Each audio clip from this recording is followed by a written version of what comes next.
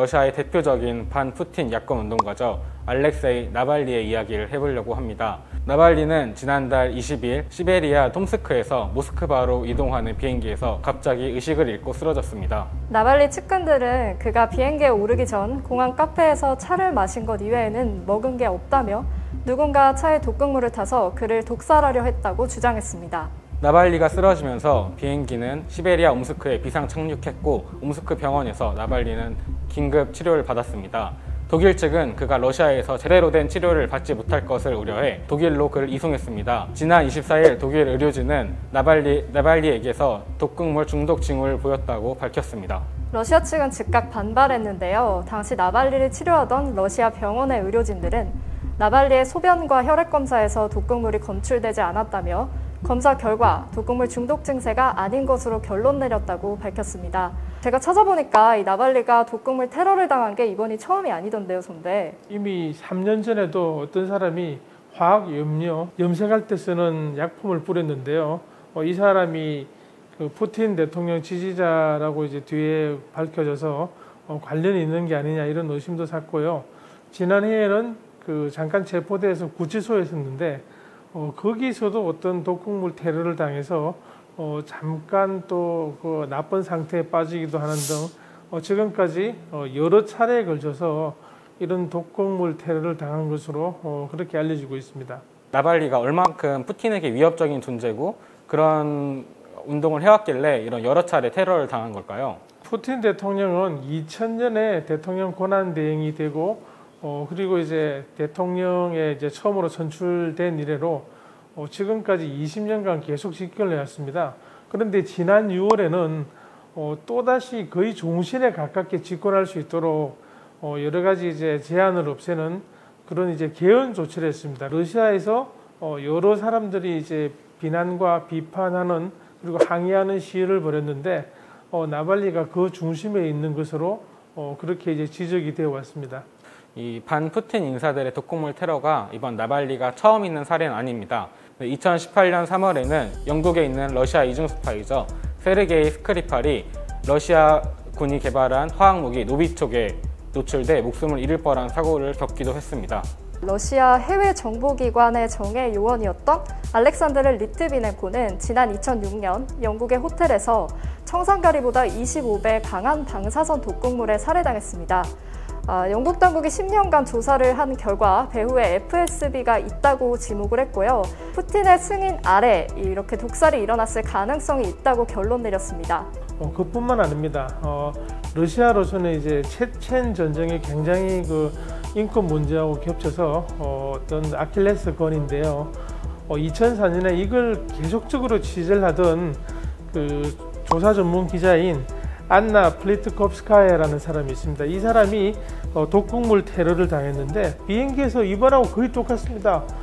비행기를 타기 전에 이번은 당한 거고 이번에 비행기에서 홍차를 마셨는데요. 그걸 마셨다가 이제 또 의식불량 상태에 빠졌고 당시에는 목숨을 다행히 건졌습니다. 그런데 또 몇 년 뒤에 괴한의 총격으로 암살당하는 이런 일이 있었습니다. 독살 테러 사건을 이해하기 위해서는 러시아 정치 상황에 대한 이해가 필수적입니다. 최근에 이제 러시아 개헌안이 통과가 됐는데요. 거기에 대한 설명을 좀 간략히 부탁드립니다. 그 러시아 헌법에 따르면 4년 임기의 대통령을 2번 연속으로 하고 3년이면 못하게 돼 있었습니다.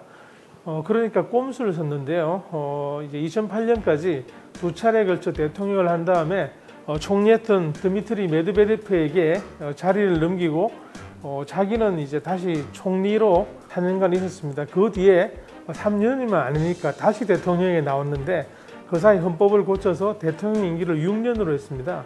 그래서 6년 임기를 이제 한 차례 하고 재선을 하는 바람에 지금 2024년까지 임기가 보장되어 있습니다.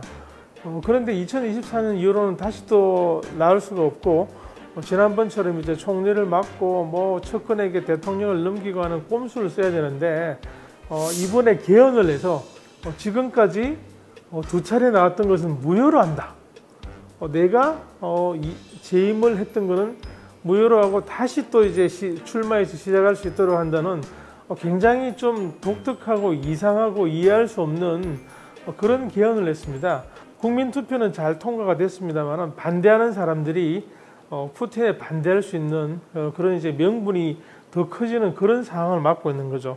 그 때문에 지금 뭐 반대파들에 대해서 입을 막으려고 많은 노력을 하는 와중에 이런 무리수 그리고 이제 비인권적이고 비인륜적인 암살이 난 게 아닌가 그렇게 이제 추측을 해볼 수가 있습니다. 제가 만약에 러시아 국민이라면 이렇게 최장기 집권을 하고 있으니까 좀 지루할 것 같아요. 그리고 코로나19 사태에서도 경제 상황이 많이 안 좋아졌는데 이번에 개헌 투표를 보면 78%가 찬성을 했다고 나오잖아요. 투표 동료를 많이 했습니다. 원래는 하루에 이제 하는 건데요. 일주일간에 걸쳐서 투표를 전역에서 계속 하도록 그렇게 이제 바꿨고 또 심지어 이제 경품까지 내는 투표하면은 뭐 자동차를 경품으로 준다. 이거 자체가 좀 독특한 거죠. 뭐 그러면은 뭐 몰래 반대를 찍으면 되지 않겠냐.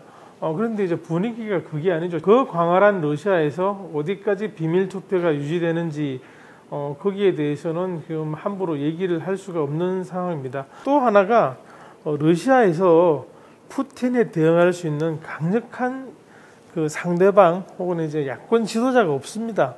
그게 이제 러시아의 한계고 모순이고 비극이 아닌가 그렇게 생각할 수 있겠습니다. 네, 이번 이제 나발리가 독살 시도를 당했다는 증거들이 나오면서 국제사회가 러시아를 압박하고 나섰습니다. 지난 25일 폼페이오 미국 국무장관은 러시아에 이제 성명을 내고 러시아한테 투명한 수사를 바란다. 깊은 우려를 하고 있다라는 입장을 표명했습니다.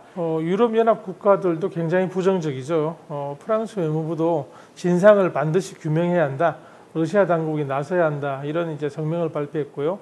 특히 독일은 메르켈 총리까지 나서서 분명히 그 누가 이런 짓을 했는지 그 배후를 밝혀야 한다고 러시아를 압박했습니다. 특히 독일은 나발리를 데려가서 치료하고 그리고 독극물을 신체에서 나왔다고 발표까지 하고 있으니까 더욱더 적극적으로 할 수밖에 없겠죠.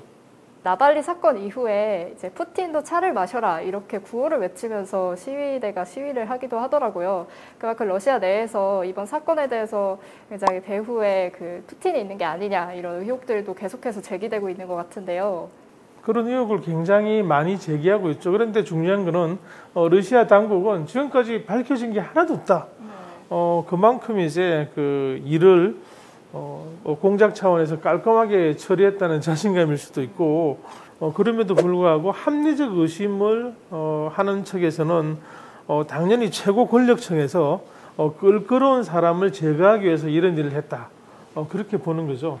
그렇기 때문에 양측의 공방은 계속될 수밖에 없고 국제사회 대 그 러시아 정부 그리고 어떤 야당을 지지하거나 푸틴에 반대하는 국민대 그리고 이제 그 푸틴 정부 사이의 긴장은 계속되지 않을까 그렇게 전망할 수밖에 없습니다.